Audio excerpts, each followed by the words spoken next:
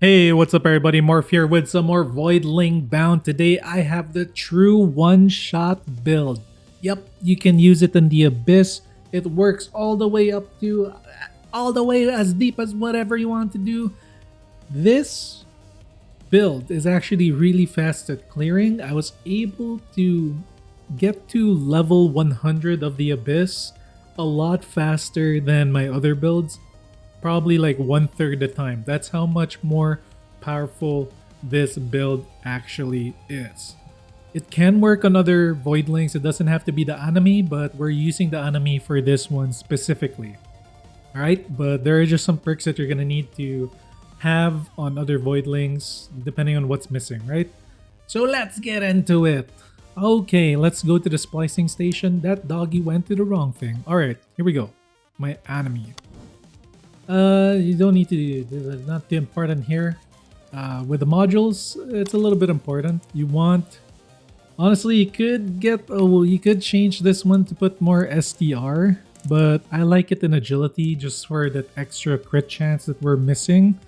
The tail, you want it to be vitality. Don't really need anything else here.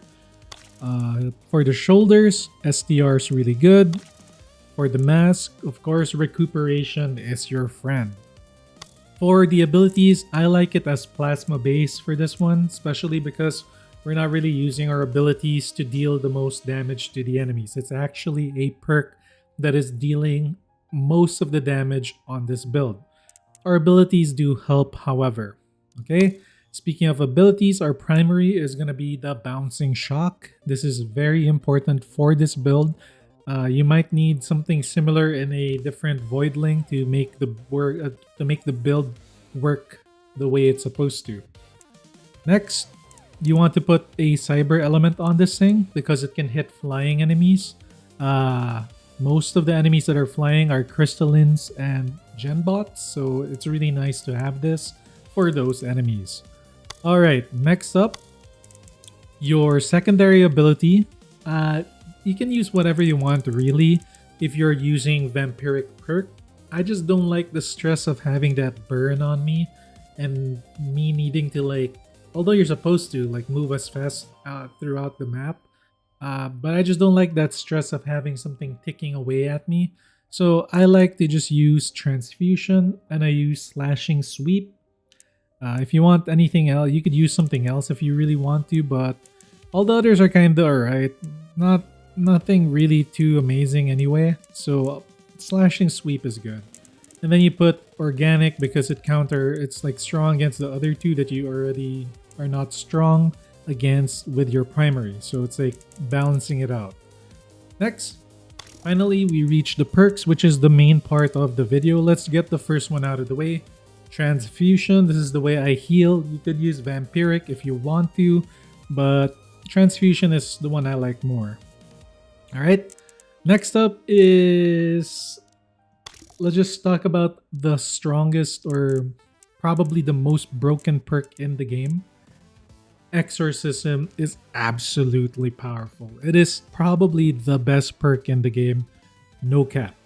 Execute enemies on hit mark trigger, meaning once you hit a enemy with a hit marker, you know the enemy has that hit marker if it has that blue crosshair on it.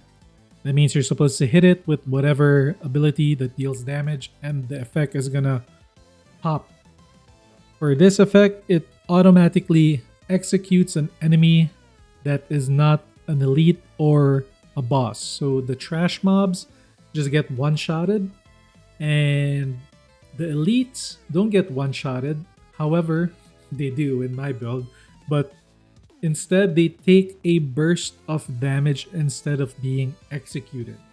That burst of damage is no joke. It is a huge burst of damage, but for you to be able to activate the one-shot potential, you need to have the proper build. We'll get to that in just a little bit because we have one more perk.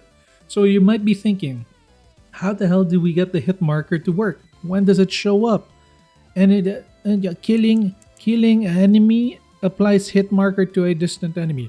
This one will work once you like it will apply, killing an enemy applies a hit marker to a distant enemy, right? It doesn't need to have the hit marker on it. Just kill a random mob, and then it's gonna do a hit marker to one that's kind of far away from you. To make it a little bit more convenient and easier to apply hit markers, not to mention make more hit markers faster, you're gonna need this next perk, which is, you find it from this thing. I don't know what this thing is. The frog. It's not the frog. It's like a lizard with legs. Mark of the Storm. On hit, mark triggers summon a damage over time typhoon. Enemies within range are periodically applied hit marker. So you have two ways to create hit markers. One is you just kill a mob, and then it's gonna make a new hit marker somewhere kind of distant. While this one, you just need to be near the enemy, and it's periodically gonna add a hit marker to a random enemy.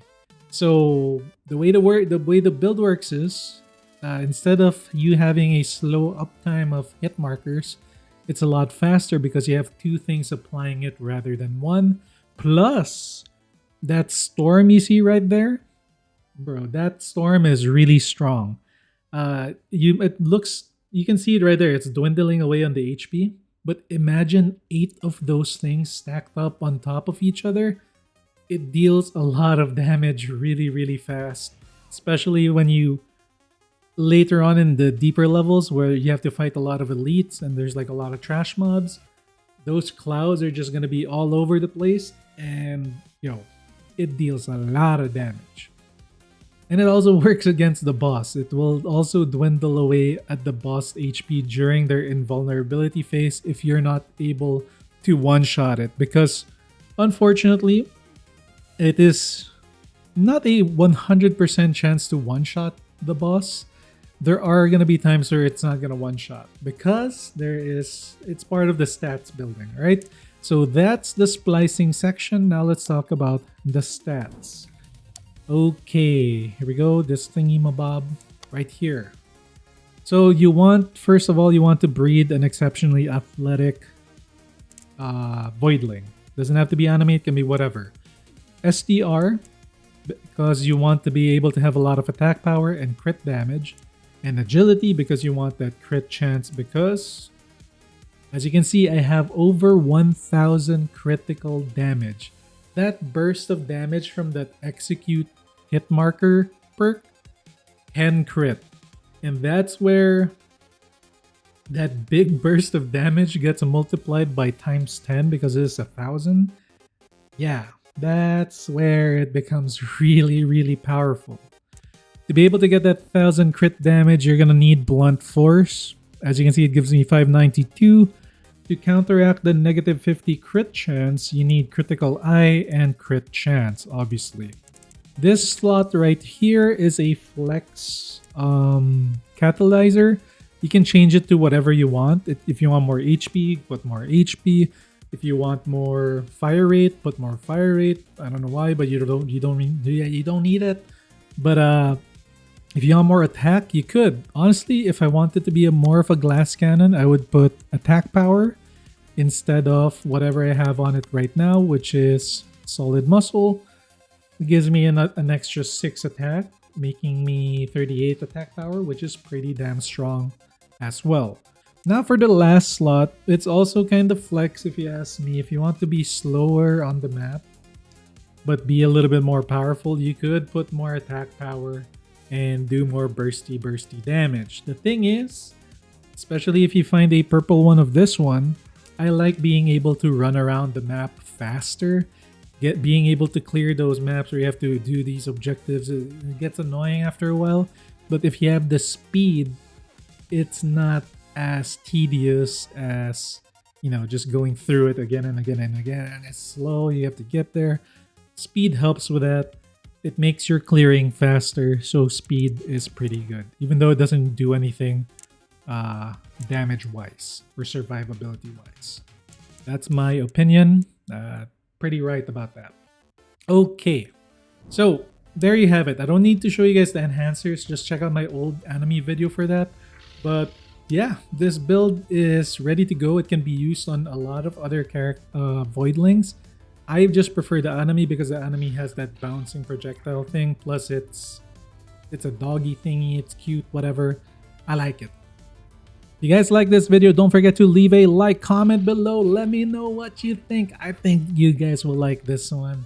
Subscribe for more Voidling bound. And hey, just subscribe for more Morph stuff. I play other games too. But right now, Voidling bound has got me hooked. That's it for this video. I'll see you all on the next one. Peace!